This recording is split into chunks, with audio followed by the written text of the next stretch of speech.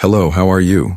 It's me, your narrator for Sleepless Nights, ready to dive into another monotonous story from the Boring History for Sleep series. Today's topic is one that fiction loves to romanticize: forbidden loves, secret encounters by candlelight, passions that defy society. But let's set aside the troubadours and chivalric romances to explore the cold, damp, and often brutal reality of the consequences of adultery in the Middle Ages. Before we begin, turn off the light, get comfortable on your soft pillow, and leave the modern world outside. If you enjoy what you hear, feel free to like and subscribe, but only if you want to, no pressure. In the comments, let me know where you're listening from and what time it is. Now take a deep breath, relax, and let's travel to a time when a misinterpreted glance could cost you much more than a broken heart. Before you can begin to understand the gravity of adultery in the medieval era, you first need to erase from your mind every modern notion you have about marriage. Forget love, forget romance, partnership, and the pursuit of personal happiness. For the overwhelming majority of people, from the humblest peasant to the most powerful king, marriage was not the joining of two hearts. It was the merging of two families, the transfer of property, the consolidation of power, and above all, a social and economic contract. It was a business deal, and as with any business, breach of contract had severe consequences. Imagine your life not as a personal journey, but as a piece on a much larger chessboard, moved by your parents and your community to ensure the stability and survival of the bloodline.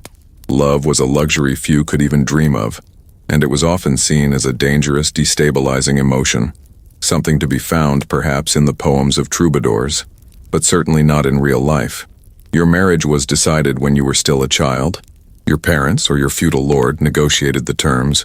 The most important factor was the dowry, the land, livestock, money, or goods that your family would give to the groom's family in exchange for the union.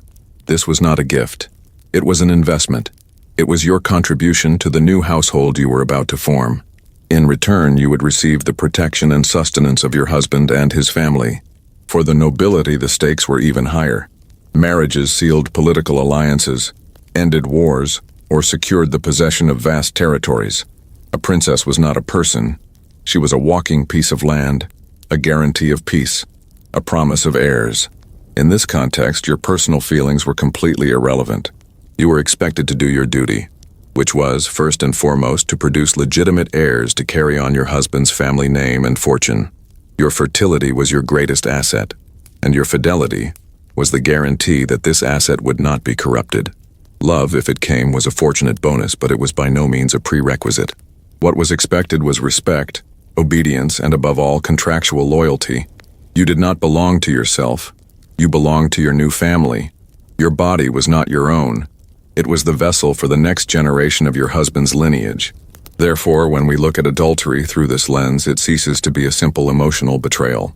It becomes an act of economic sabotage, a direct threat to the social order, and a fundamental violation of the most important contract of your life. Now that we have established that marriage was a contract, we need to understand why your fidelity, as a woman, was infinitely more important than your husband's. The answer lies in a double standard so deep and ingrained in medieval society that it was considered part of the natural order of the world, sanctioned by God, law, and custom. Female adultery was not just a personal sin. It was a social catastrophe, an existential threat to the very structure of inheritance and property that underpinned the feudal world. Male adultery, on the other hand, while technically also a sin, was viewed with a shocking indulgence, often considered little more than a regrettable but understandable weakness of the male nature. For you, an indiscretion could mean total ruin. For him, it might just be a Tuesday. The reason for this brutal disparity was simple and pragmatic: the certainty of paternity. In a world without DNA tests, the only way a man could be sure that his children were truly his was through the absolute and closely guarded fidelity of his wife. The entire structure of power and property depended on the passing of land, titles, and wealth from father to son.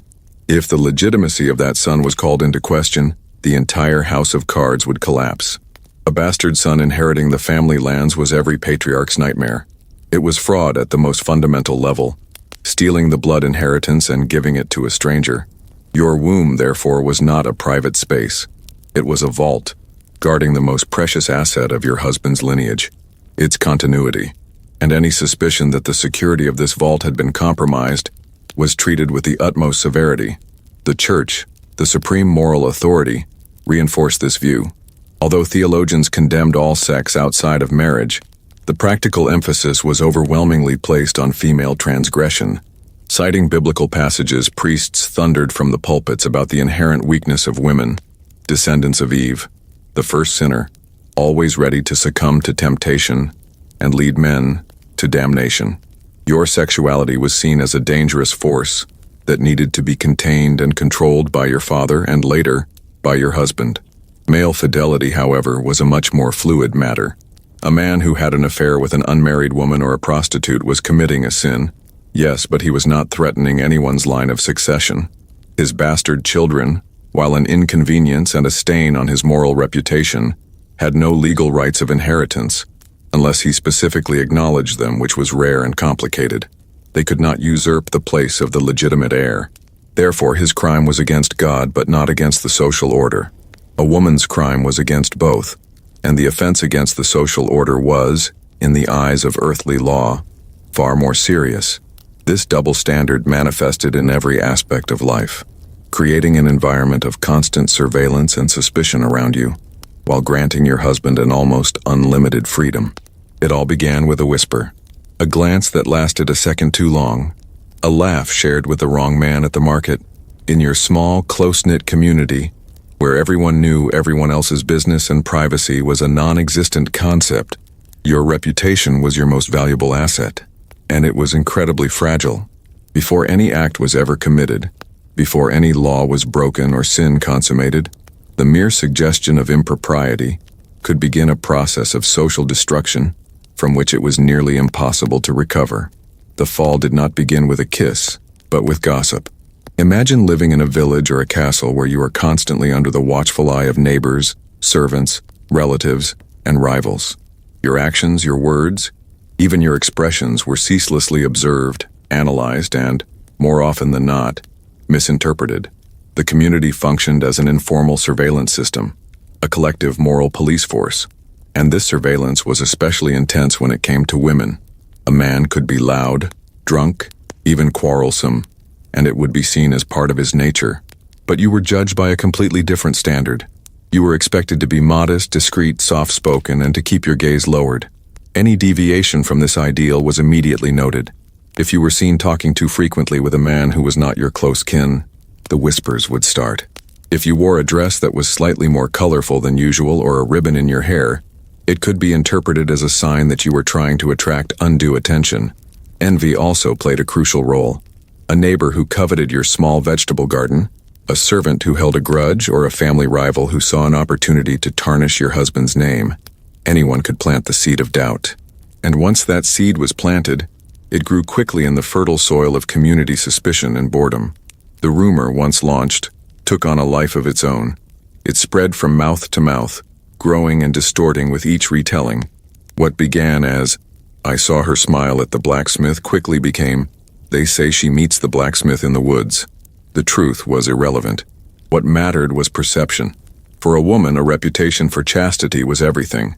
It was the foundation of her honor and her family's honor. To lose that reputation, even unjustly, was to suffer a social death.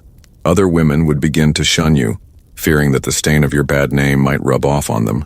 Men might begin to see you as easy, subjecting you to unwanted and dangerous advances. Your own husband, even if he didn't fully believe the rumors, would be pressured by the community to act to protect his own honor. He could not be seen as a fool, a cuckold, the last to know. The pressure to control his wife and punish any deviation, real or imagined, was immense. So long before any ecclesiastical or manorial court, you were already being tried in the court of public opinion, and that court was often the most cruel and unforgiving of all. A rumor could ruin your marriage prospects, destroy your peace of mind, and isolate you within your own home, turning your life into a silent hell of sidelong glances and hushed conversations.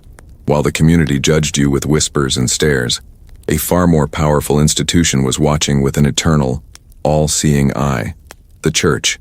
In the medieval world, the church's authority was absolute. It governed not only your spiritual life, but also dictated the moral laws that shaped your everyday existence. From its perspective, adultery was not merely a social or economic crime. It was a profound spiritual transgression, a mortal sin that stained the soul and jeopardized your eternal salvation. The Church taught that marriage was one of the 7 holy sacraments, a sacred covenant made not just between a man and a woman but before God himself. To break that vow was to commit a direct offense against the divine order. It was a betrayal of God's law, a mockery of a holy institution, and an act that put you squarely on the path to hellfire and damnation. Priests and theologians spilled oceans of ink and delivered countless sermons on the subject. They framed adultery within a larger narrative of human weakness and temptation, a constant battle between the flesh and the spirit. Drawing heavily on the teachings of St. Augustine, they viewed all sexual desire with deep suspicion, even within marriage. Sex was permissible only for the purpose of procreation. Any hint of pleasure or lust was, in itself, sinful. Adultery, therefore, was the ultimate expression of this carnal weakness, a complete surrender to the basest instincts. It was a victory for the devil, who, they preached, was always lurking, eager to exploit the frailties of the human heart. In this theological framework, you, as a woman, were often cast as the primary agent of this temptation. You were the daughter of Eve, whose original sin was to tempt Adam and bring about the fall of mankind. This misogynistic trope was a powerful tool. It created a narrative in which women were inherently more lustful, less rational, and more susceptible to the devil's whispers. Your body was a potential snare, your beauty a possible trap. This wasn't just abstract theology, it had real-world consequences. It meant that in any case of adultery, the moral burden fell more heavily on you. You were not just a participant, you were often seen as the instigator, the seductress who led a man astray from his righteous path. The Church's condemnation was not just reserved for the afterlife. It had its own legal system that ran parallel to the secular courts. These ecclesiastical courts, or body courts as they were sometimes called, dealt with moral offenses, fornication, blasphemy, and of course, adultery. If you were accused, you would be summoned to face a panel of clerics. Their primary goal was not necessarily to punish your body, but to save your soul. They sought confession, repentance, and penance. The process was designed to break your pride and bring you back into the fold of the faithful, but this spiritual focus did not make it any less terrifying. It was a deeply humiliating and intrusive process, one that laid bare the most intimate details of your life for public and divine judgment, ensuring that your sin was known not only to your neighbors on earth but to the angels and demons in the heavens. If you were formally accused of adultery, your case would likely be brought before an ecclesiastical court.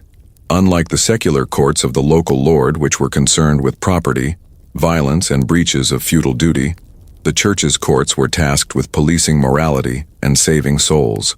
Being summoned to one of these courts was a terrifying ordeal.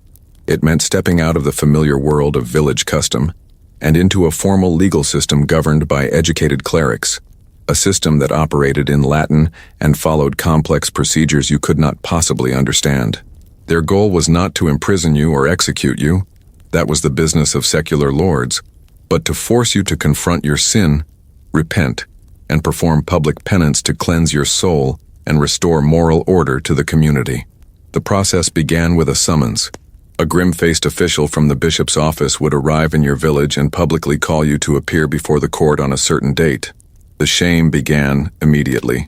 Everyone now knew you were officially accused of a grave moral crime. When you appeared in court, you would find yourself in a church or a chapter house, facing a panel of clergymen. The archdeacon or bishop's representative would preside. There was no jury of your peers.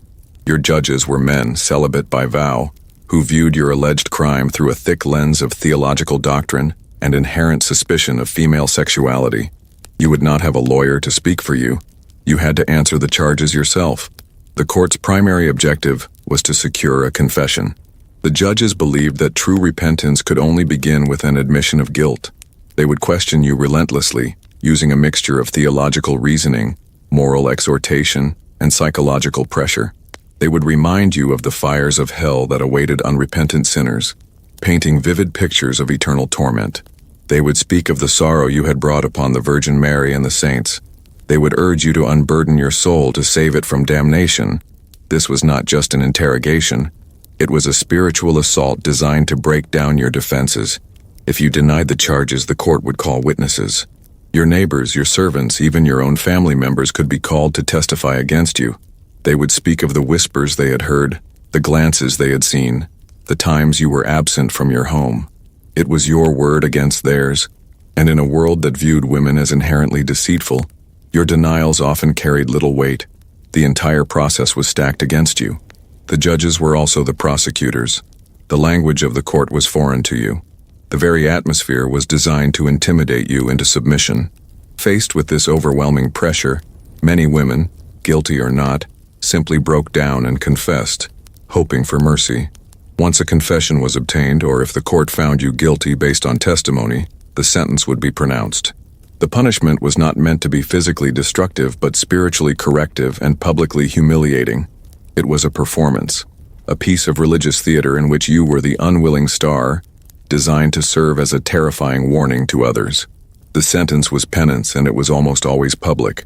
While the court of public opinion could convict you on a whisper, and the ecclesiastical court could pressure you into a confession, securing a legally binding conviction for adultery in a secular court, one that could result in the loss of your property, your physical punishment, or even your death, was a surprisingly difficult matter.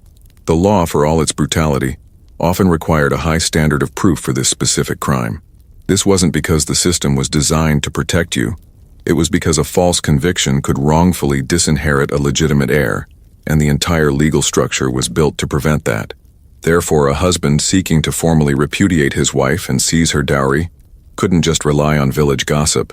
He needed cold, hard proof, and that was notoriously hard to come by.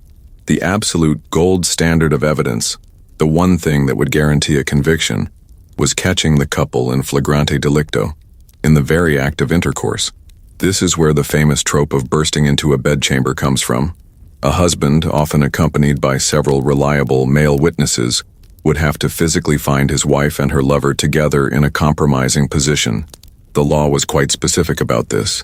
It wasn't enough to find them in the same room or even in the same bed.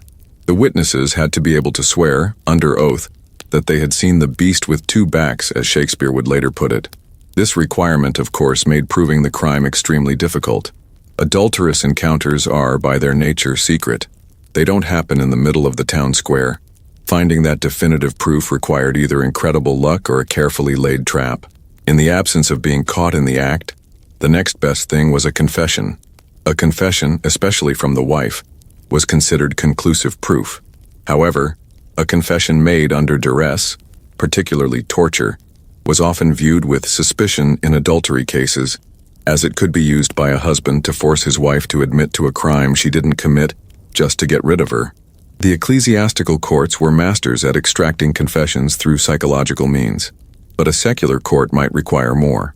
If there was no direct observation and no confession, the case would have to be built on circumstantial evidence, and this is where things got complicated. The court might hear testimony about the couple being seen alone together frequently, exchanging gifts, or meeting in secluded places. A servant might testify that a man was seen leaving his mistress's chambers late at night. However, each piece of evidence was open to interpretation. Perhaps they were just discussing business. Perhaps the gift was an innocent token of friendship. The accused couple could always offer an alternative, innocent explanation for their behavior. One of the most powerful pieces of evidence was the birth of a child when the husband had been away for a long period, at war, on a pilgrimage, or on business. If a husband had been gone for a year and his wife gave birth, it was an open and shut case. This was undeniable, biological proof that could not be refuted. But this too was a rare scenario. Most affairs happened with men who were close by. Ultimately, proving adultery often came down to the testimony of witnesses. But witnesses could be unreliable. They could be motivated by malice or bribery. Two independent, credible witnesses were usually required, and their stories had to match perfectly. A clever defense could often pick apart their testimony, highlighting inconsistencies and questioning their motives. This high bar for legal proof meant that while thousands of women had their reputations ruined by rumor, and many were forced to do public penance by the church, the number of women who were formally convicted in secular courts and subjected to the harshest physical and financial penalties was likely much smaller. The law created a strange paradox. It was a crime that everyone assumed was happening, but one that was devilishly hard to prove. If the ecclesiastical court found you guilty, or if you were convicted in a secular court that favored public humiliation over physical mutilation, you would be sentenced to one of the most psychologically devastating punishments imaginable, the public walk of shame. This was not a quick or private affair. It was a carefully orchestrated piece of social theater, a ritualized degradation designed to utterly destroy your social standing and serve as a terrifying, unforgettable warning to every other woman in the community. Its purpose was twofold: to punish you and to cleanse the community of the moral stain of your sin. You were to be made a living spectacle of transgression, a walking sermon on the wages of lust. The ritual began with your physical transformation. Your hair, often considered a woman's crowning glory and a symbol of her vanity and sexuality, would be shaved off. In a single brutal act, you were stripped of a key part of your identity and femininity. Then you would be stripped of your clothes, sometimes down to a simple coarse linen shift, but often you were forced to be completely naked. This forced nudity was the ultimate humiliation. In a society that demanded female modesty above all else, to be exposed to the leering, judging eyes of your entire community, men you had known your whole life, women who were your friends, even your own family, was a form of psychological torture. The walk itself followed a prescribed route. It usually started at your own front door or at the church and proceeded through the most crowded parts of the town, through the marketplace, past the tavern, and around the public square. You were not allowed to walk quickly. You were forced to move at a slow, deliberate pace, ensuring that everyone had ample time to see you, to point, to jeer, and to absorb the lesson your humiliation was meant to teach. Often you were led by a rope tied around your neck, held by a bailiff or a priest as if you were an animal being led to slaughter. Sometimes you were forced to carry symbols of your crime. You might have to hold a white rod or a candle, representing the penance you were undertaking. In some cases, the name of your sin, adulteress, might be written on a sign hung around your neck or on a paper hat placed on your shorn head. The man involved, if he was also convicted, would often be forced to walk with you, usually just behind or in front, similarly stripped and shamed. This linked you together in public disgrace, making your private sin a public spectacle. The community was not a passive audience. They were active participants in your punishment. They were encouraged to shout insults, to spit, and to throw things. You would be pelted with mud, rotten vegetables, animal dung, and stones. Each missile was not just a physical assault, but a symbolic act of the community casting out your sin from among them. The noise would be deafening, a cacophony of jeers, taunts, and righteous condemnation. You would have to endure this for what felt like an eternity. Your bare feet cut by sharp stones, your body bruised and filthy, your spirit crushed under the weight of 1,000 hateful stares. The walk typically ended at the church steps. There you would be forced to make a public confession, kneeling before the priest and the assembled crowd, loudly proclaiming your sin and begging for forgiveness from God and the community. Only after this final, soul-crushing act of abasement would the ritual be complete. You would be allowed to crawl away, to find some rags to cover yourself, and to retreat into whatever was left of your life. But the punishment was far from over. The walk of shame left an invisible, indelible mark. You were now, and forever would be, that woman. Every time you stepped outside your door, you would feel the memory of those stares, hear the echo of those jeers. The shame was a prison from which there was no escape. While public humiliation was a powerful tool for psychological torment, some legal codes and customs demanded a more visceral, permanent, and terrifying punishment. They sought to mark the sinner's body in a way that would forever broadcast her crime to the world, a physical scar to match the stain on her soul. In certain parts of medieval Europe, particularly those influenced by older Germanic or Visigothic laws, the punishment for a convicted adulteress was not just shame, but mutilation. And the target of this brutality was often the face, specifically the nose. The practice of judicial rhinotomy, or the cutting off of the nose, was a punishment of calculated cruelty, designed to destroy a woman's beauty, and by extension, her social value and identity. Imagine the scene. You have been tried and found guilty. There is no escape. You are dragged into the public square and held down, your arms and legs pinned by strong hands. The town executioner, or sometimes even your own aggrieved husband, approaches with a sharp knife. The crowd watches in a mixture of horror and righteous fervor. The blade is placed against your face, and with a swift, brutal motion, your nose is sliced from your face. The pain would be excruciating, a white-hot agony that would overwhelm your senses. Blood would pour down your face, blinding you, choking you. But the physical pain, as immense as it was, would eventually subside. The social and psychological consequences would last a lifetime. The choice of the nose was deeply symbolic. In many cultures, a woman's beauty was considered a key part of her worth, and the face was the center of that beauty. The nose, being the most prominent feature, gives the face its character and symmetry. To remove it was to permanently disfigure, to create a grotesque mask that would repel anyone who looked upon you. It was a punishment designed to make you hideous, an object of horror and pity. It was believed that a woman's beauty could be a source of temptation, a tool she might use to lure men into sin. By destroying her beauty, the punishment symbolically destroyed her power to tempt. It was a savage form of social control, a warning to all other women. This is what happens when you misuse the face God gave you. Life after such a punishment was a living hell. You were now a marked woman in the most literal sense. You could not hide your shame. Every time you looked in a mirror or saw your reflection in a pail of water, you would be confronted with the horrifying visage of your own punishment. Every person you met would stare, their eyes immediately drawn to the gaping hole in the center of your face. Children would run from you in fear. Adults would whisper and point. You would be a social pariah, a walking freak show. The practical consequences were just as devastating. Your sense of smell would be impaired. Your voice might change. You would be more susceptible to respiratory infections. Finding a new husband was out of the question. No man would willingly marry a woman so publicly and permanently shamed. Finding work would be nearly impossible. You would be forced to live on the margins of society, relying on the charity of your family if they didn't cast you out, or begging for scraps. This punishment, while not universal, appears in various legal codes from the early Middle Ages.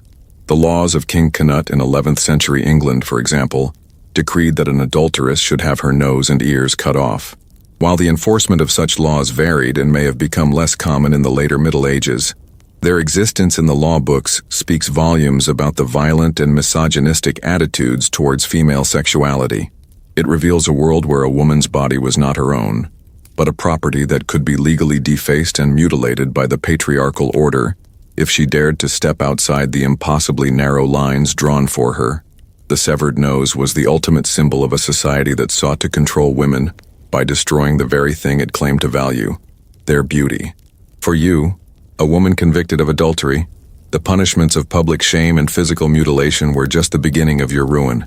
Even if you escaped the walk of shame or the executioner's knife, your husband held a powerful and devastating legal weapon, the right of repudiation. This wasn't simply a divorce in the modern sense, where assets are divided and both parties go their separate ways. Repudiation was a complete and brutal casting out.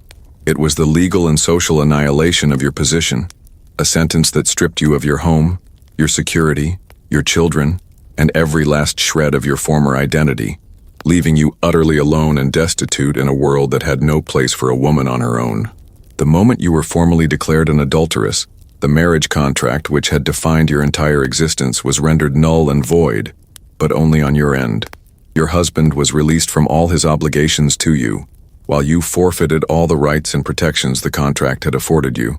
The first and most immediate consequence was your expulsion from the home. This was your husband's property, his family's domain. You no longer had any right to be there. You would be physically thrown out, often with nothing more than the clothes on your back. The door would be slammed and barred behind you, a final, definitive sound severing you from your past life. Then came the financial devastation. Your dower rights, the portion of your husband's property that was legally set aside to support you in your widowhood, were instantly forfeited. This was your only social safety net, your only guarantee against poverty and old age, and now it was gone. Even more critically, your husband could, in most legal systems, seize your dowry. The lands, money, or goods that your own family had given upon your marriage, the very foundation of the economic alliance, were now absorbed into his property as compensation for your transgression. You had not only failed in your duty, but your failure had a steep price paid by your family's forfeited investment. You had become a catastrophic financial liability to your own kin. Perhaps the most heart-wrenching consequence was the loss of your children. In the medieval world, children were not considered to belong to both parents equally. They were the property of the father. They belonged to his bloodline. As a disgraced woman, you were deemed an unfit and corrupting influence. You would be denied all contact with your sons and daughters. You might catch a glimpse of them in the village, but you would not be allowed to speak to them, to hold them, or to comfort them. They would be raised by another woman, perhaps a new wife your husband would take, and taught to despise the memory of their sinful mother. You were erased from their lives, a ghost in your own family's history. Cast out, penniless and alone, your options for survival were grim and severely limited.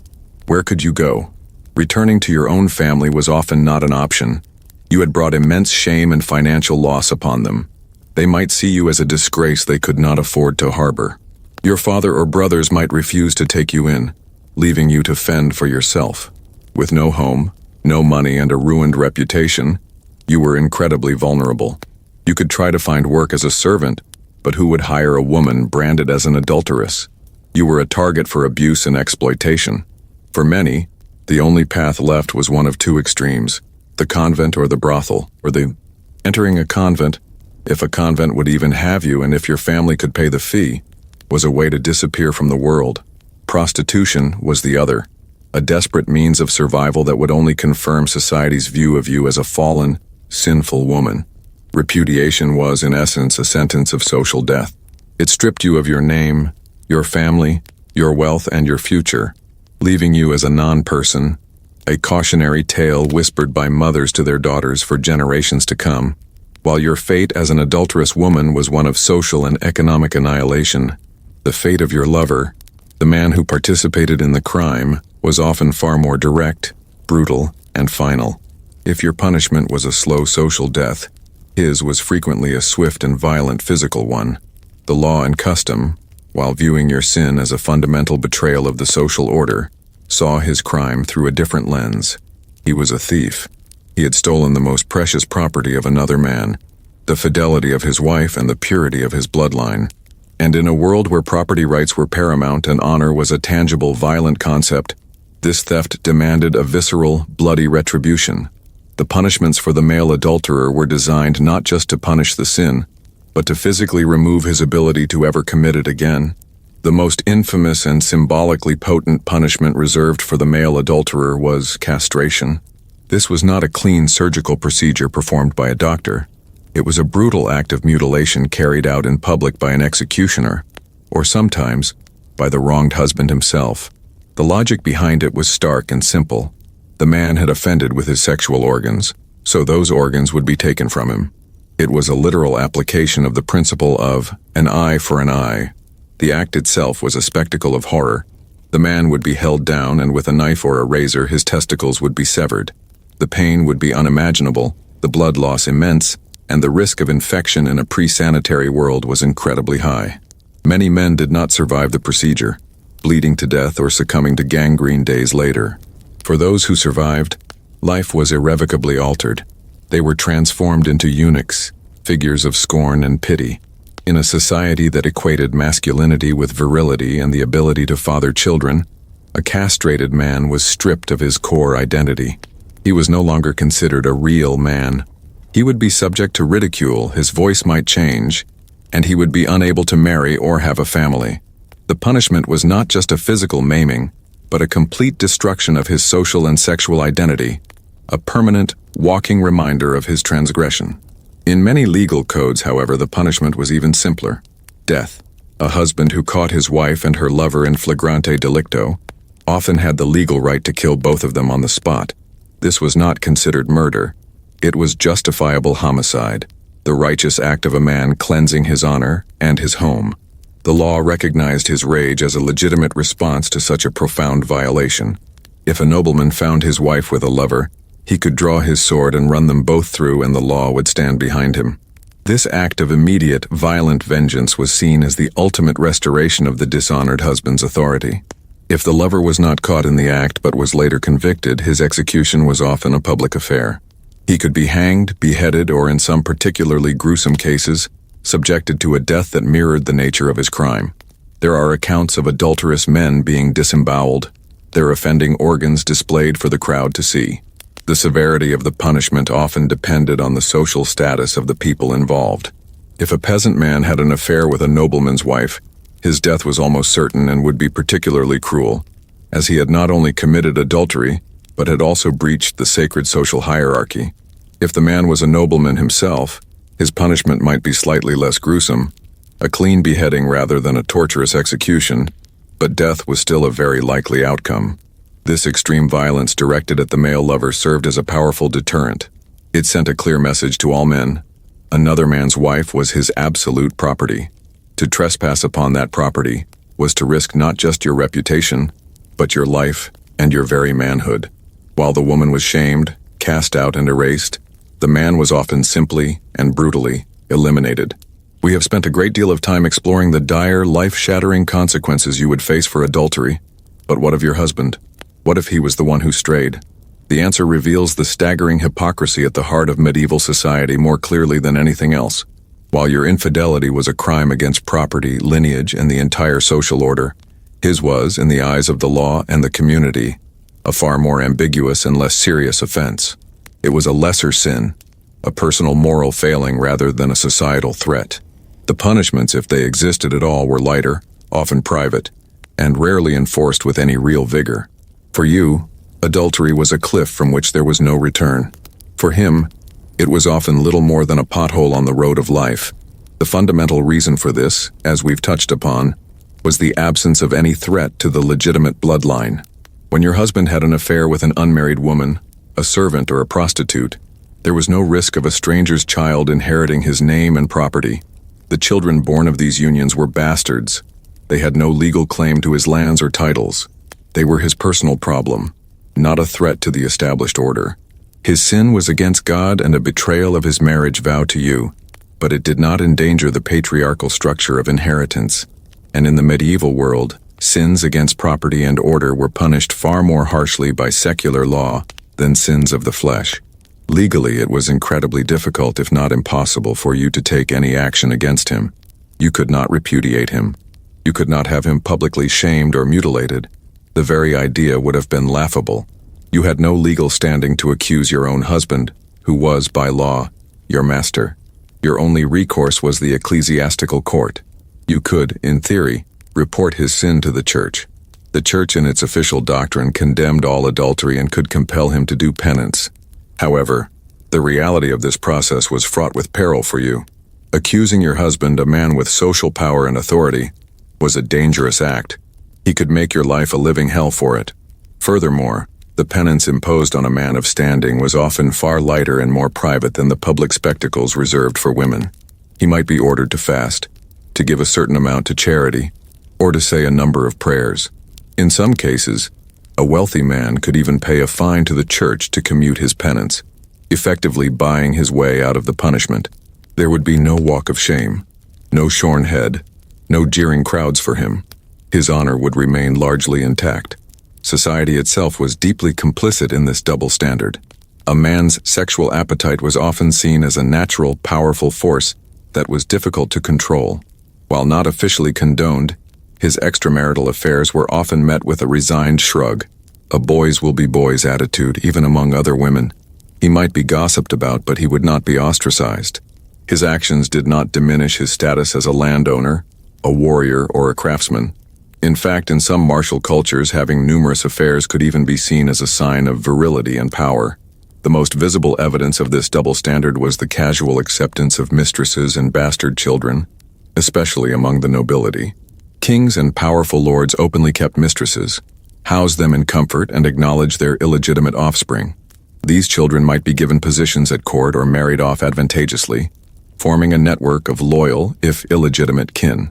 This was a public and accepted practice that stood in stark, brutal contrast to the absolute secrecy and terror that would surround any infidelity on the part of their wives.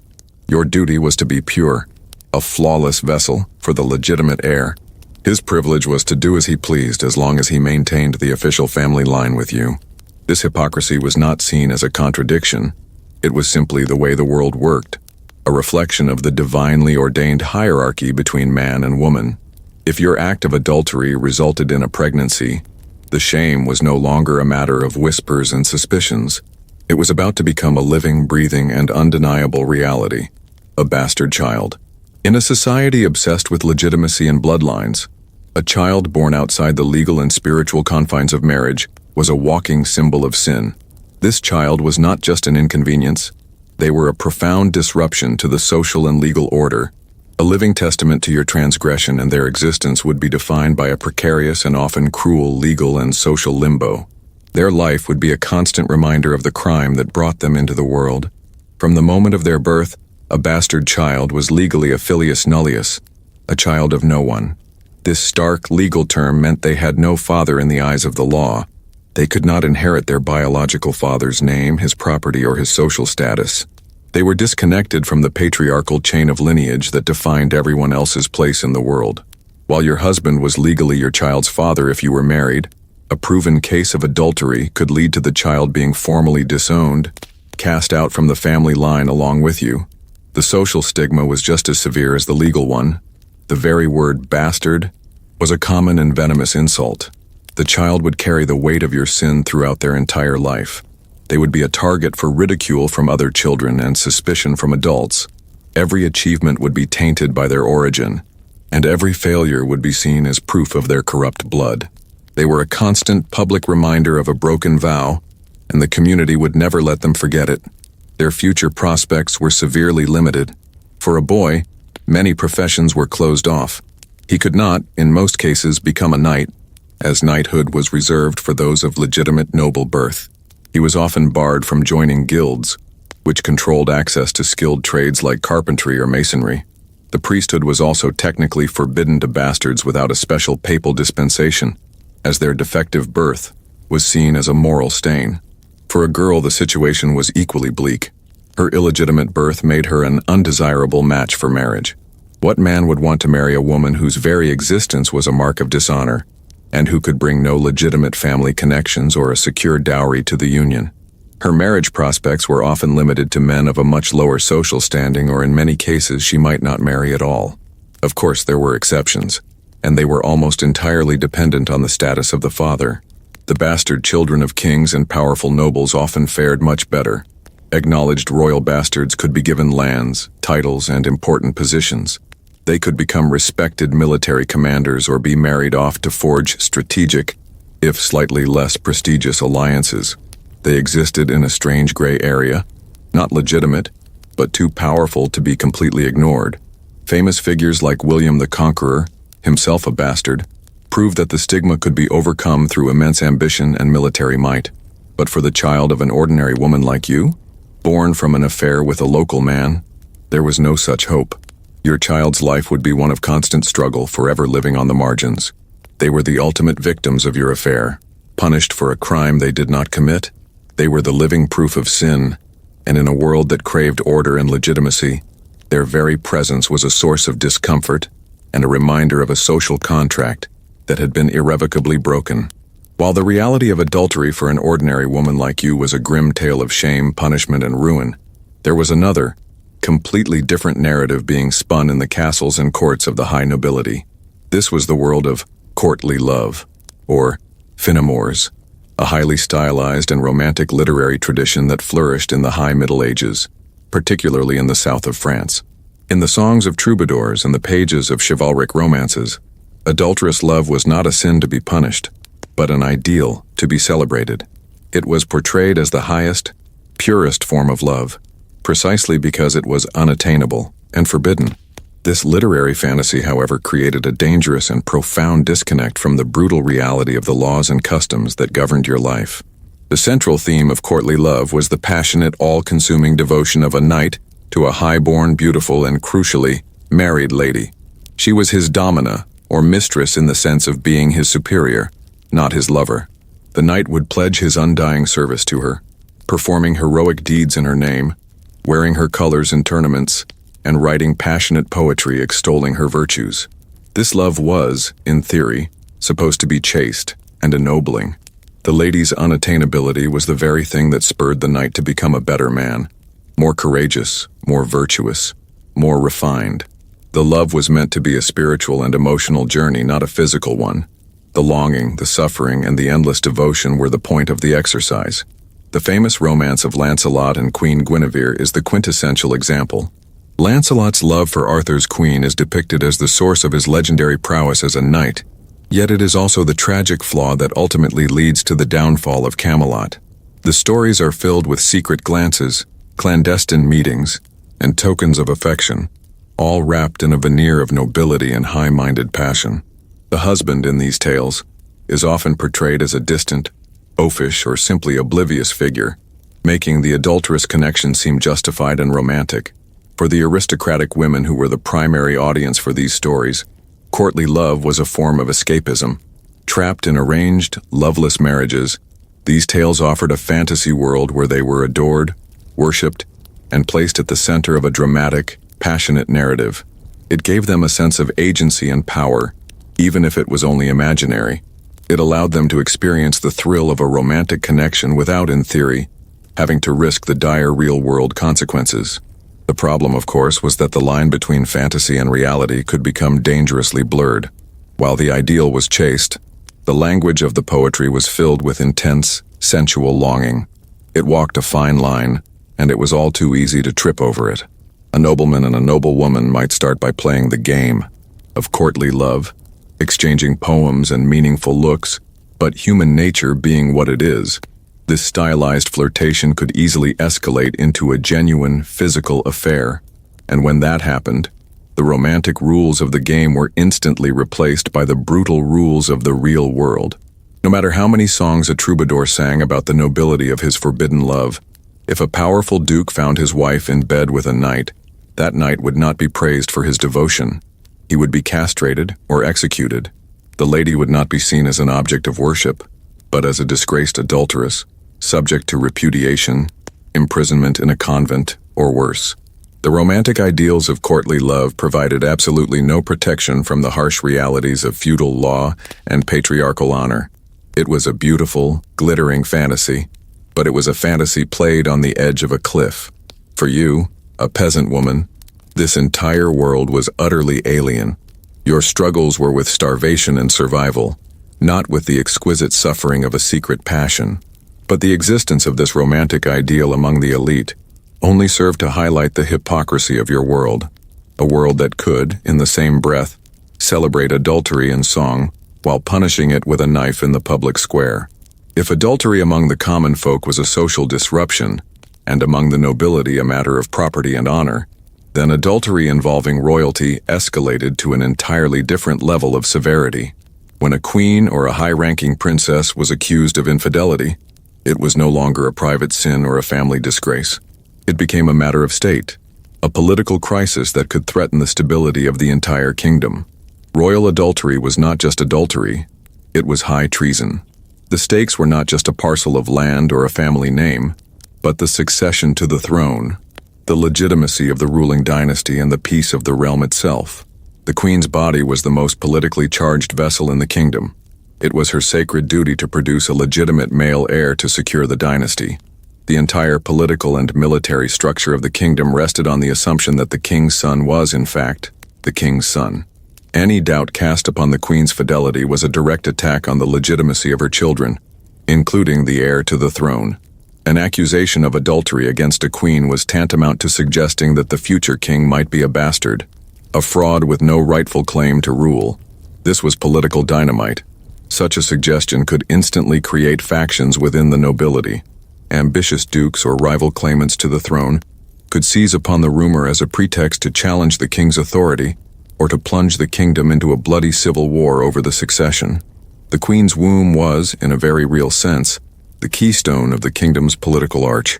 If that keystone was compromised, the entire structure could collapse. Therefore, the punishment for royal adultery had to be absolute, terrifying and final, designed to stamp out any lingering doubt. The man accused of being the queen's lover faced a particularly gruesome fate. He was not just an adulterer, he was a traitor who had violated the sanctity of the royal bloodline and threatened the nation. His execution was a certainty, and it would be designed for maximum horror to serve as a warning to any man who might even dream of looking at the queen with desire.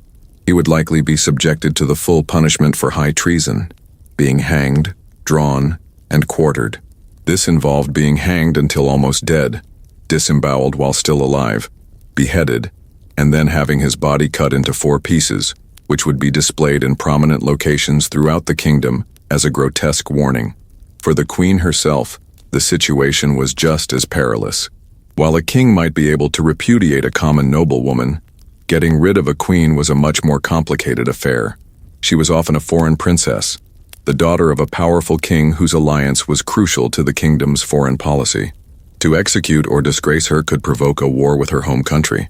This meant that any action against a queen had to be handled with extreme care, but also with decisive force if the accusation was to be believed. The accusation alone was often enough to seal her fate. A king could not afford to have a queen whose reputation was tainted. He could not risk the legitimacy of his heirs being questioned. Even if the proof was flimsy, the political necessity of removing the doubt often outweighed the need for justice. The queen would be arrested, imprisoned, often in a formidable location like the Tower of London, and subjected to a trial. But this would be no ordinary trial. It would be a show trial, a piece of political theater with a predetermined outcome, designed to publicly legitimize the king's decision to remove her. The verdict was almost always guilty, and the sentence was almost always death. Her execution, usually a beheading, was a swift and brutal solution to a dangerous political problem, erasing the source of the instability in a single stroke. To move from the theoretical to the terrifyingly real, we need only look at one of the most famous and dramatic cases of alleged royal adultery in history, the Tour de Nesle affair.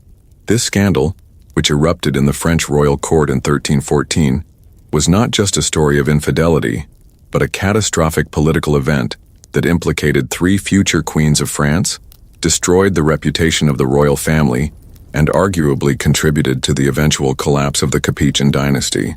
It serves as a perfect, chilling illustration of how accusations of adultery at the highest level were handled with ruthless finality. The story centers on the 3 daughters-in-law of King Philip IV, known as Philip the Fair. They were Marguerite of Burgundy, Blanche of Burgundy, and Joan II, Countess of Burgundy. They were married, respectively, to Philip's 3 sons and heirs, Louis, Charles, and Philip. These were the future mothers of French kings, the vessels of the royal bloodline. According to the popular, though likely embellished account, the scandal was brought to light by the king's own daughter, Isabella, who was the Queen of England. During a visit to her family in France, Isabella allegedly gave embroidered purses to her sisters-in-law as gifts. Later, she was shocked to see those same purses hanging from the belts of 2 young, handsome knights at court, Gautier and Philippe d'Aunay. Her suspicion aroused, she informed her father, King Philip. The king, a famously austere and ruthless ruler, did not hesitate. He placed the knights and his daughters-in-law under surveillance. The investigation was swift and brutal. The d'Aunay brothers were arrested and, under torture, confessed to having been the lovers of Marguerite and Blanche for the past 3 years, meeting them for secret trysts in the Tour de Nesle, a guard tower in Paris. The punishment for the knights was a horrifying spectacle of royal fury, a clear message that treason against the royal bloodline would be met with unimaginable cruelty. They were not merely executed. They were flayed alive, castrated, and then, while still breathing, broken on the wheel before finally being hanged. Their suffering was a public performance designed to terrorize anyone who might contemplate such a crime. The fates of the princesses were equally grim. Marguerite and Blanche, the 2 accused of the physical affair, were found guilty of adultery. Their heads were shaved, they were dressed in coarse sackcloth, and they were thrown into prison. Marguerite was imprisoned in the dungeons of Château Gaillard, a fortress exposed to the harsh elements. She died there 2 years later, likely from pneumonia or strangulation, conveniently clearing the way for her husband, now King Louis VI, to remarry. Blanche was also imprisoned but eventually had her sentence commuted to life in a convent, after her husband, Charles IV, became king, and needed to annul their marriage to produce an heir. The 3rd princess, Joan, was also implicated. She was accused of knowing about the affairs and helping to conceal them. While she was acquitted of adultery herself, she was still found guilty of lèse-majesté, an offense against the dignity of the sovereign, and was imprisoned for a time before her powerful mother intervened, and her husband, Philip, argued for her release. The Tour de Nesle affair was a dynastic disaster. It cast a dark shadow of doubt over the legitimacy of any children the princesses had borne. It shattered the image of the royal family's sanctity and moral authority, and it had long-term consequences. All 3 of King Philip's sons, Louis the Thick, Philip V, and Charles IV, died in quick succession without leaving a direct male heir to succeed them. This failure to produce a legitimate, undisputed successor led directly to the end of the main Capetian line and triggered the succession crisis that would ultimately spark the 100 Years' War with England. While the affair itself didn't cause the kings to die heirless, it decimated their marital lives and created a climate of instability and scandal from which the dynasty never fully recovered. It was a stark lesson. In the world of kings, a queen's fidelity was not a personal matter but the bedrock of the kingdom itself. For a woman of noble or even middling status who was accused of adultery, the future often presented a stark choice between two grim possibilities: public execution or a slow living death within the walls of a convent. If your family had enough influence and money, and if they wished to avoid the public spectacle of a trial and execution, they could opt for a solution that was seen as both a punishment and a form of honorable escape. You could be sent to a nunnery. This was not a gentle retirement or a spiritual calling. It was a prison sentence, a way for your family to erase you from the world, to contain the scandal, and to preserve what little honor they had left. You would be, in effect, buried alive. The process was a transaction. Your family would make a substantial donation to a chosen convent. This was, in essence, a fee for them to take you off their hands permanently. The more powerful your family, the more prestigious the convent, and the more comfortable your confinement might be. For less influential families, it might mean being sent to a poor, remote, and strictly disciplined institution. Once the arrangements were made, you would be escorted to the convent gates. There you would undergo a ceremony that mirrored a funeral. You would be stripped of your fine clothes and dressed in the simple, coarse habit of a novice. Your hair would be cut short. You would renounce all your worldly possessions and ties. The doors would close behind you, and you would likely never see the outside world or your family again. Life inside the convent was a world away from the life you had known. It was a life of rigid routine, governed by the ringing of bells that called you to prayer 7 times a day, from the pre-dawn matins to the final compline at night. The hours in between were filled with silence, scripture reading, and manual labor, perhaps tending the convent's garden, spinning wool, or embroidering vestments for the church. The diet was simple and meager. The comforts were few. You were expected to live a life of poverty, chastity, and obedience. For a woman who had not chosen this life, who was not driven by a genuine spiritual vocation, this existence could be a form of profound psychological torture. You were surrounded by devout women who had willingly embraced this life, while you were there as a prisoner, a sinner being punished. You would be a constant object of suspicion and observation by the abbess and the other nuns. They would be tasked with ensuring your repentance, which meant enforcing strict discipline. Any sign of rebellion or worldliness would be met with harsh penance, fasting, solitary confinement, or humiliating tasks. Yet for all its harshness, being sent to a convent was, in many ways, a far better fate than the alternatives. It saved you from public execution or mutilation. It provided you with a roof over your head and food to eat, however simple. It offered a degree of physical safety from the dangers that a lone, disgraced woman would face in the outside world. Within those walls, you were protected from further abuse and exploitation. Over time, some women might have found a measure of peace or even purpose in this life. They might have discovered a talent for music in the choir, for healing in the infirmary, or for management in the convent's administration. It offered one of the very few avenues for a woman to exercise intellectual and administrative skills. However, this was likely the exception rather than the rule. For most, it was a life sentence of monotony, regret, and isolation. The convent was a respectable prison. It contained the scandal, silenced the gossip, and allowed the world to forget you. It was a solution that prioritized the family's honor over the individual's life, liberty, and happiness, neatly sweeping the problem of a disgraced woman under the holy rug of the church. While the courts of the church and the local lord offered formal if brutal avenues for dealing with adultery, there existed another, much older, and more primal form of justice, the personal vengeance of the wronged husband. In many parts of medieval Europe, particularly those with a strong Germanic or barbarian legal tradition, the law recognized a husband's honor as a tangible possession that could be violently defended. If a man's honor was stolen by an adulterous wife and her lover, he was, under certain specific circumstances, granted the right to wash away the stain with their blood. This was not murder.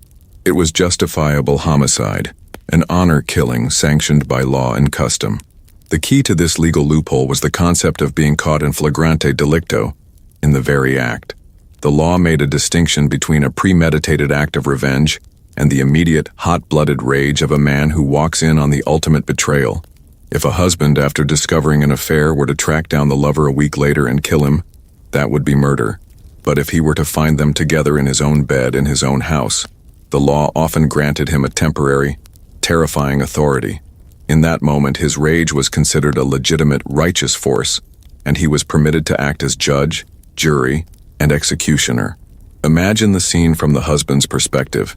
He returns home, perhaps from a long journey or just from the fields, to find the door to his bedchamber closed. He hears suspicious noises. He bursts through the door and is confronted with the one sight that could shatter his world: his wife in the arms of another man. In that instant, his social standing, his masculinity, and the legitimacy of his bloodline are all under direct assault. The law understood that his reaction would be violent. It gave him a license to kill. He could draw his sword or grab a knife or an axe and strike them both down. The law often specified that he had to kill both the wife and the lover.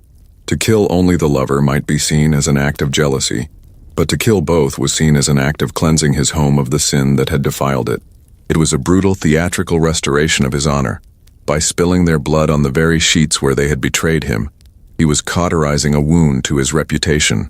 He was demonstrating to the community that he was not a weak, cuckolded man, but a strong patriarch who would not tolerate such a violation of his property and his name. This right was not unlimited and varied significantly by region and social class. It was most clearly codified in early Germanic laws, but the principle echoed through the centuries. For the nobility, honor was a life and death matter, and a nobleman who failed to act decisively in such a situation would be seen as weak and contemptible. For a peasant, the act might be less dramatic, a pitchfork rather than a sword, but the underlying principle was the same. This legal sanctioning of honor killing placed you, as a woman, in a position of incredible danger. It meant that a suspicious or jealous husband could actively seek to entrap you. He could arrange to return home unexpectedly, hoping to catch you in a compromising situation that would give him the legal right to eliminate you and a potential rival without any legal repercussions. It turned the marital bedchamber, a place of supposed intimacy, into a potential crime scene, a stage for a state-sanctioned murder. This practice highlights the fundamental view of a wife as property. The violence was not seen as a crime of passion in the modern sense, but as a man's right to destroy his own property that had been damaged or defiled. You were his possession, and your infidelity was a breach of warranty. The right to kill you and your lover was the ultimate expression of his ownership, a terrifying reminder that in the world of medieval honor, a man's reputation was worth more than a woman's life. Beyond the physical punishments and social disgrace, adultery carried a swift and devastating economic penalty that would seal your fate as surely as a hangman's noose. The entire medieval marital system was built upon a foundation of property. Your marriage was an economic contract, and your infidelity was the ultimate breach of that contract. The moment you were found guilty, you were not only a social outcast, but also a financial non-entity. The law moved decisively to strip you of every material asset and right you possessed, ensuring that your ruin was not just social, but total and absolute. The primary target of this economic retribution was your dowry. The dowry was the property, land, money, livestock, or valuable goods that your family transferred to your husband's family upon your marriage. It was not a gift to you, but an investment in the new family unit. It served several purposes. It compensated the husband's family for the financial burden of taking on a new member. It established the economic foundation of your new home, and it was a key part of the negotiation that determined your value as a bride. Legally, while your husband managed and controlled the dowry during the marriage, it was still considered in a limited sense yours. Specifically, it was tied to your dower rights, the legal right to be supported by a portion of your husband's estate, often 1/3, should you become a widow. This was your social security, your protection against destitution in old age. Adultery voided this entire arrangement. Upon a conviction, you forfeited all claim to your dower rights. The security you were meant to have in widowhood vanished instantly. But it got worse. In most legal systems, your husband was entitled to seize and absorb your entire dowry as his own property. It was seen as damages. a financial compensation for the immense harm you had done to his honor and his bloodline. The assets your family had painstakingly accumulated and passed on to secure your future were now legally confiscated by the man you had wronged. This had catastrophic consequences not just for you, but for your birth family. They had lost their entire investment. The land or money they had counted on to form the basis of an alliance was gone forever. This often created immense bitterness.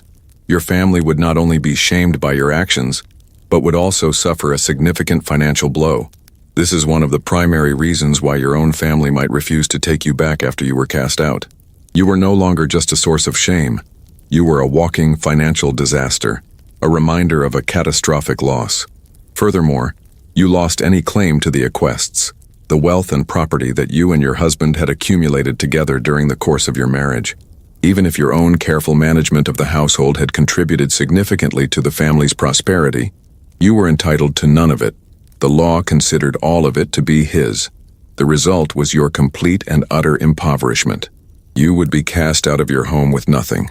No land, no money, no animals, no tools. Often you were not even allowed to take your own clothes or personal trinkets. You were reduced to a state of absolute dependency, with no resources to fall back on. This economic stripping was a deliberate and crucial part of the punishment. It ensured that you could not simply take your wealth and start a new life elsewhere. It rendered you powerless and vulnerable, reinforcing your social ostracism. Without money or property, you had no agency. You could not buy food, pay for lodging, or travel. Your survival depended entirely on the charity of others, a charity that was rarely extended to a woman branded with your crime. This financial ruin was the final nail in the coffin of your former life, ensuring that even if you survived the initial shame and violence, you would spend the rest of your days in abject poverty, a living example of the total cost of a single transgression. Even if you managed to survive the legal, physical, and economic punishments, you faced a final, and perhaps most insidious form of retribution: total social isolation. In the small, tightly knit world of a medieval village or town, community was not a choice. It was the very fabric of survival. People depended on each other for everything: for help with the harvest, for assistance during childbirth, for borrowing tools, for comfort in times of grief.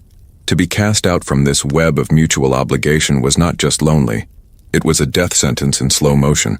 Ostracism was a quiet, relentless punishment that would follow you every day for the rest of your life. Imagine waking up the day after your public shaming or your repudiation. You are no longer a wife, a neighbor, or a friend. You are a pariah, a ghost haunting the edges of a community that has already erased you. When you walk through the village, the world that was once your own becomes a hostile landscape. Conversations will stop abruptly as you approach. People will turn their backs, making a great show of ignoring you. Doors that were once open to you will be closed and barred.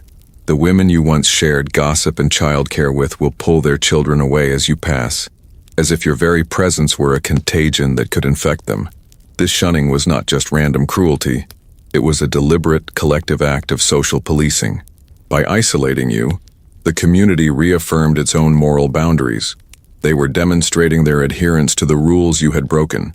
To associate with you would be to risk being tainted by your sin, to invite suspicion upon themselves. No one would want to be seen as the friend of the adulteress. It was safer for everyone to simply pretend you no longer existed. This isolation had devastating practical consequences. You could no longer participate in the local economy. No one would buy your eggs or the cloth you spun, if you even had the means to produce them. No one would hire you for a day's labor. The blacksmith would refuse to mend your pot. The miller would refuse to grind your grain. This economic boycott would make it impossible for you to support yourself, pushing you further into destitution and desperation. You were also cut off from all forms of social support. If you fell ill, no one would bring you a bowl of broth or sit with you through the night. If your leaky roof finally gave way, no one would help you patch it. You were excluded from all community events that marked the passage of time and gave life meaning. The weddings, the baptisms, the harvest festivals. You would hear the sounds of celebration from your lonely hovel, a painful reminder of the world from which you were now permanently exiled. This constant daily rejection was designed to break your spirit. It was a psychological war of attrition. The silence of your neighbors was louder than any shout. The averted eyes were more painful than any blow. This living death, was, in many ways, more cruel than a swift execution. An execution ends the suffering. Ostracism prolongs it indefinitely. It forced you to live with the consequences of your actions every single moment of every single day, surrounded by people yet utterly alone. For many women in this position, the only escape was to physically leave the community, to become a wanderer. But this path was just as dangerous. A lone woman on the road was a target for every predator, with no family or community to protect her or avenge her if she was harmed. Survival meant a life of begging, hardship, and constant fear. Whether you stayed or left, the verdict was the same. Your community, the very entity that was supposed to provide safety and belonging, had become your prison and your tormentor, enforcing a sentence of profound and inescapable loneliness. While the punishments for adultery were severe and the social consequences devastating, there were situations where the story did not end with an execution, a convent, or a casting out. Sometimes, for reasons of cold, hard pragmatism, a husband and wife were forced to remain together even after an affair had been discovered and proven. This was not a reconciliation born of forgiveness or a renewed sense of love. It was a deeply uncomfortable and often miserable arrangement, a forced reconciliation dictated by economic necessity and the preservation of family alliances. It was a life sentence of shared shame, a domestic Cold War played out in the suffocating confines of a single household. This scenario was most common among the nobility and the landed gentry, where the stakes of a marital dissolution were simply too high. Imagine a marriage that had been arranged to unite two powerful families, merging vast tracts of land and sealing a crucial political alliance. The dowry involved was not just a sum of money, but perhaps a strategically important castle, or a region vital to the family's power. To repudiate the wife and return the dowry would mean breaking the alliance, losing the castle, and potentially creating a powerful new enemy out of the wife's family. The political and economic fallout would be catastrophic, far outweighing the personal dishonor of the husband. In such cases, the husband might make a calculated decision. Punishing his wife was one thing. Ruining his own family's strategic position was another. He might choose to forgive her, at least publicly. The affair would be hushed up as much as possible. A story might be concocted to explain away any suspicious circumstances. The couple would resume their public life together, attending feasts, managing their estates, and presenting a united front to the world. But behind the closed doors of the castle, life would be a living hell. The forgiveness would be a sham. The husband's trust would be shattered, his honor wounded. He would likely never look at his wife with anything but contempt and suspicion. He might subject her to a life of constant surveillance, restricting her movements, choosing her companions, and effectively making her a prisoner in her own home. He might take his revenge through emotional cruelty, constant reminders of her transgression, or by flaunting his own affairs with impunity. Love and affection would be replaced by a cold, bitter resentment. For you, the wife, this would be a gilded cage. You would retain your title, your fine clothes, and your position, but you would have lost all autonomy and respect. You would live in a state of perpetual anxiety, always aware of your husband's simmering anger. You would have to endure the humiliation of knowing that he, and likely the entire household, knew of your shame. Every polite word would be laced with poison, every shared meal and exercise in tension. Your primary duty would be to maintain the public facade, to smile at feasts while your spirit was being crushed. The presence of children would further complicate matters. A divorce would be devastating for them, and for the sake of their inheritance and stability, the couple might agree to stay together. They would be co-parents in name only, their interactions strained and artificial. This forced reconciliation was a pragmatic solution to an intractable problem.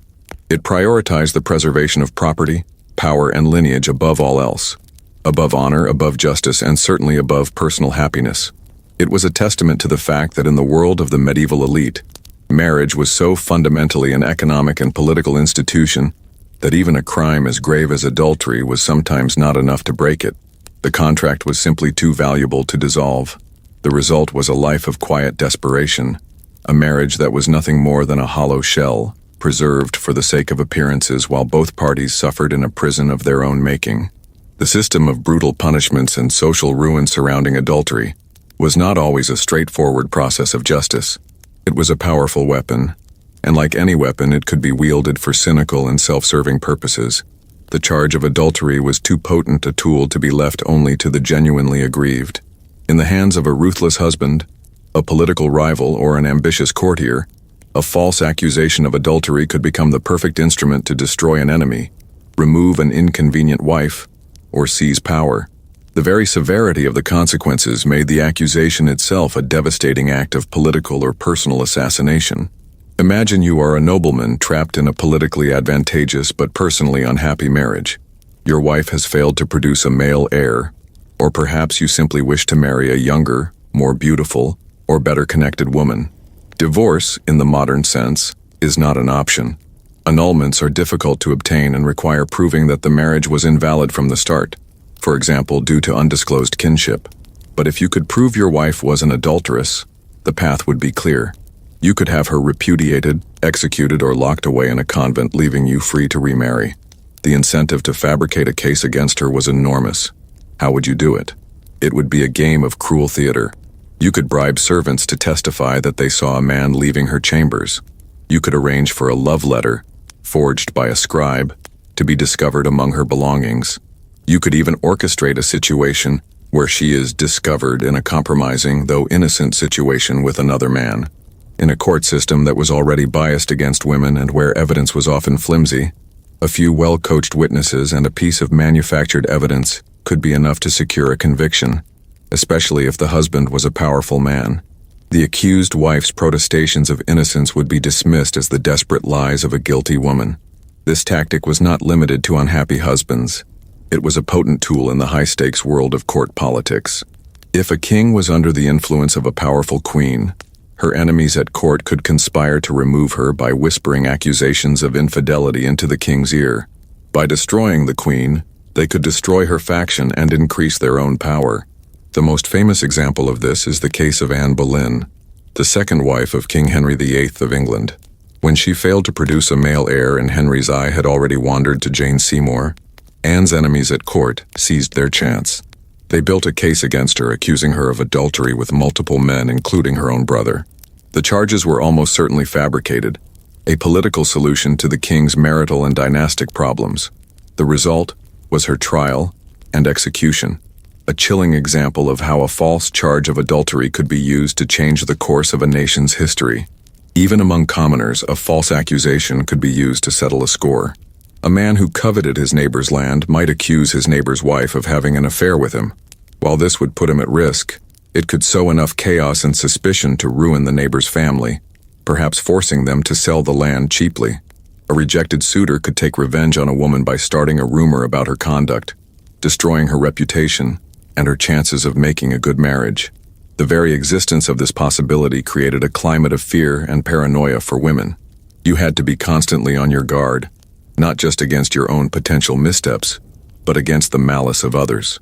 Any kindness shown to a man, any unguarded conversation could be twisted and used against you. It meant that you could be completely innocent, a model of wifely virtue, and still find yourself facing the executioner's axe or the walk of shame, a victim not of your own sin but of someone else's ambition. In your small, claustrophobic world, you were never truly alone. Every wall had ears and every window had eyes. The formal systems of justice, the Lord's court and the Church's court, were only the final arbiters. The first and most pervasive layer of moral policing came from the community itself. Your neighbors, your servants, the other women at the village well, the men in the tavern. They were all part of an unofficial but incredibly effective surveillance network. They were the unpaid guards of the patriarchal order, and their constant observation was one of the most powerful forces keeping you in line. This was not necessarily born out of pure malice, though envy and personal grudges certainly played a part. It stemmed from a deep-seated belief that the moral health of the community was a collective responsibility. A sin committed by one person, if left unchecked, could bring God's wrath down upon everyone in the form of plague, famine, or failed harvests. Your private life was therefore a public concern. Your fidelity was not just your husband's business. It was the entire village's business. This created a culture of mutual surveillance where privacy was seen not as a right, but as a suspicious cloak for potential wrongdoing. The geography of medieval life made this surveillance inescapable. You lived in a small, cramped house, often with only 1 or 2 rooms that you shared with your entire family, and in some cases, your animals. Your neighbors lived just a few feet away, their windows looking directly into yours. The walls were thin. A raised voice, a late-night visitor, an unusual silence, everything was noted. You worked alongside your neighbors in the communal fields. You washed your clothes with them at the river, and you prayed beside them in the church. There was no anonymity. Servants in a noble or wealthy household were a particularly potent source of information. They were invisible, yet they saw and heard everything. They knew who visited their mistress, what gifts she received, what letters she wrote. A loyal servant might protect their mistress's secrets, but a disgruntled one, or one who saw an opportunity for reward or revenge, could become a devastatingly effective informant. They could provide the intimate details, the whispered conversations, the secret meetings, that would turn a vague suspicion into a formal accusation. The community also had its own informal methods of punishment, designed to enforce conformity before things ever got to a court. This was known as rough music or charivari. If a couple was suspected of adultery, or if a husband was seen as being too weak to control his straying wife, a cuckold, the youth of the village might gather outside their house at night. They would create a cacophony of noise, banging pots and pans, ringing bells, and shouting obscene insults and songs that detailed the couple's alleged crimes. This was a loud, public, and deeply humiliating ritual designed to shame the offenders into correcting their behavior. It was a warning. We are watching you, and we disapprove. This constant scrutiny forced you to live a life of extreme caution. You had to be hyper-aware of how every action, no matter how innocent, might be perceived. A friendly conversation with a man could be seen as flirtation. A walk alone in the woods could be interpreted as a secret rendezvous. You had to perform the role of the chaste, obedient wife at all times, because you were always on stage. This lack of privacy was a powerful tool of social control. It created an immense pressure to conform to the community's expectations, because the price of deviation was to become the subject of its gossip, its rituals of shame, and ultimately, its formal accusations. You were a prisoner in a jail with no walls, constantly watched by 100 jailers who were simply your neighbors. While the general principles of punishing adultery were consistent across much of medieval Europe, it was bad, and women had it worse. The specific laws and punishments could vary significantly from one region to another. These differences were often rooted in the deep legal traditions that predated the medieval period itself, primarily the clash and eventual fusion of two great legal systems, Roman law and Germanic customary law. Where you lived could have a dramatic impact on the exact nature of your trial and the specific horror of your punishment. In regions where the influence of the old Roman Empire remained strong, such as Italy, southern France, and parts of Spain, the legal framework for adultery was heavily shaped by Roman precedent, particularly the Lex Julia de Adulteriis Coercendis, introduced by the Emperor Augustus. Roman law was highly codified and systematic. It viewed adultery primarily as a crime against the authority of the husband, the paterfamilias. Under this tradition, the emphasis was often on legal procedure. A husband had the right to accuse his wife, but there were rules to be followed. The punishment, while severe, was often institutionalized. The law allowed a father to kill his daughter and her lover if he caught them in his own house, and it allowed the husband to kill the lover under certain circumstances, if the lover was a man of low status, for instance, but it did not typically grant the husband the right to kill his wife. The standard punishment for a convicted woman was often the confiscation of half her dowry and relegation to an island, a form of exile. While medieval law adapted these rules, the Roman legacy often led to punishments that were more focused on property forfeiture and exile, or its equivalent, the convent, rather than on spontaneous honor-based violence. In contrast, in Northern Europe, in England, Germany, Scandinavia, and Northern France, the legal landscape was shaped by the customary laws of the various Germanic tribes that had settled there after the fall of Rome: the Franks, the Visigoths, the Anglo-Saxons. These laws were generally unwritten, passed down through oral tradition for centuries before being recorded. Germanic law was less concerned with abstract legal principles and more concerned with maintaining social order through the appeasement of feuds. Honor was a central concept. A crime was seen as an offense against a person and their kin, and it demanded retribution. Under these Germanic traditions, the punishments for adultery were often more direct, physical, and spectacular. This is where we see the clearest legal sanction for the husband's right to kill both his wife and her lover on the spot. It is also in these legal codes that we find the most explicit references to physical mutilation. The laws of the Visigoths, for example, prescribed that the adulterous couple be handed over to the wronged husband to do with as he pleased. The laws of King Canute of England, as we've noted, specified the cutting off of the nose and ears. These punishments were designed to be visceral, public, and unforgettable, a clear and brutal statement about the consequences of violating a man's honor. The community was often an active participant, as seen in the Walk of Shame, which has stronger roots in these public, customary traditions. Over the course of the Middle Ages, these two traditions began to merge. The Church, with its own canon law based heavily on Roman legal principles, acted as a unifying force, pushing for more standardized procedures and punishments focused on penance. Secular rulers, seeking to centralize their own power, also began to create more uniform legal codes, often blending elements from both traditions. However, the old ways died hard. The tension between the codified, property-focused approach of Roman law and the violent, honor-based approach of Germanic custom continued throughout the period. This meant that your fate could depend heavily on the local customs of your village, the legal training of your lord, and which ancient tradition held more sway in your particular corner of the world.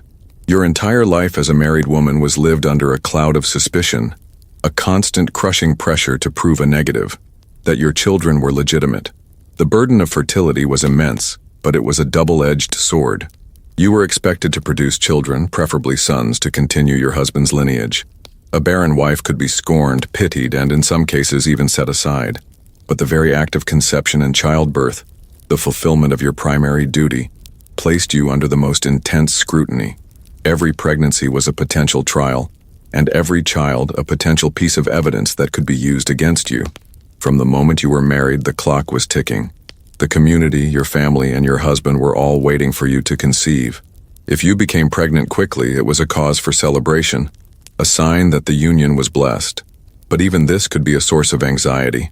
If the child was born too soon after the wedding, say 7 months instead of 9, it would raise eyebrows and start whispers. Was the child conceived before the marriage? Was the bride truly a virgin? The timing of your first child was the first test of your virtue. Throughout your childbearing years, this pressure never ceased. Your body was not your own. It was a public record. The rhythm of your menstrual cycle, though a private matter today, was a subject of intense interest to your husband and perhaps the senior women of the household. Any irregularity, any missed period would be noted. If your husband was away for any length of time, on a military campaign, a pilgrimage, or a trading journey, your conduct would be watched with hawk-like intensity. You would be expected to live a life of near monastic seclusion. To be seen as too cheerful, too social, or too well-dressed during his absence could be interpreted as a sign that you were not pining for his return and might be seeking comfort elsewhere. If you were to become pregnant while he was away, it was an undeniable catastrophe. There was no plausible explanation, no way to hide it. It was a biological clock ticking towards your doom. This scenario, the stuff of high drama, was the ultimate nightmare for any married woman. But the suspicion was not limited to these obvious cases. It was woven into the fabric of everyday life.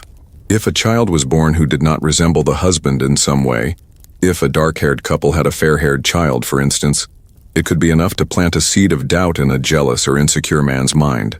While medieval people had no understanding of genetics, they had a strong belief in familial resemblance. A child who looked too much like a neighbor or a family friend could become the object of a lifetime of suspicion and resentment from the man who was legally his father. This constant need to guarantee the legitimacy of your heirs meant that your freedom was severely curtailed. You could not have male friends. You could not engage in intellectual conversations with men, lest it be seen as a sign of an improper intimacy. Your world was expected to shrink to the domestic sphere, the home, the church, and the company of other women. Every interaction was freighted with potential danger. This burden of proof rested solely on you. There was no way to definitively prove paternity, so society did the next best thing. It controlled the woman.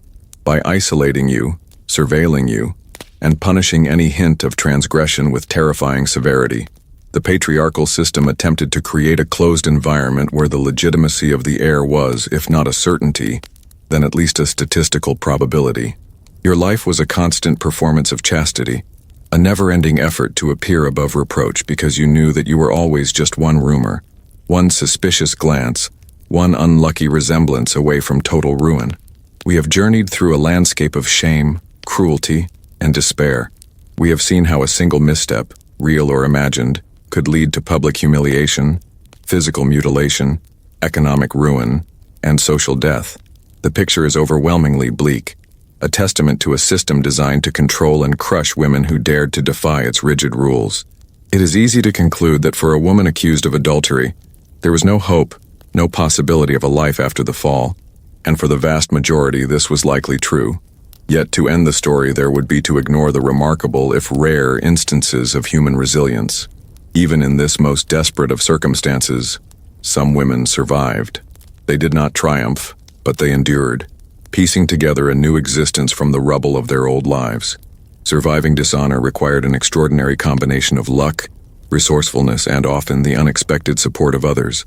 A woman cast out by her husband and shamed by her community was utterly destitute. Her first challenge was simple, brutal survival, finding food and shelter. Some may have found refuge with their own families. While many families would reject a disgraced daughter, some, perhaps motivated by lingering affection or a sense of duty, might have taken her in, albeit in a diminished, servant-like capacity. She would live in the shadows of her former home, a constant, silent reminder of the family's shame, but she would be safe from starvation. For others, the church, the very institution that condemned them, could paradoxically offer a path to survival. While being forced into a convent was a punishment, some women may have entered these institutions voluntarily, as a last resort. Communities of beguines, lay religious women who lived together without taking formal vows, might also offer a haven. These communities, which existed on the fringes of the official church, were often more forgiving and provided a space for women to live and work together, supporting themselves through spinning, weaving, or caring for the sick. In these all-female environments, a woman's past might matter less than her willingness to work and contribute to the community. Then there was the path of anonymity. A woman could flee her village, leaving behind everyone and everything she had ever known. She could travel to a large town or a city where no one knew her story. There, she could attempt to reinvent herself, to start anew. This was an incredibly perilous journey. A lone woman was vulnerable to countless dangers. But if she was lucky, she might find work as a servant, a laundress, or a tavern wench. She could build a new, humble life, always carrying the secret of her past, always fearing that someone from her old life might appear and expose her. There are even rare legal records that hint at more complex outcomes.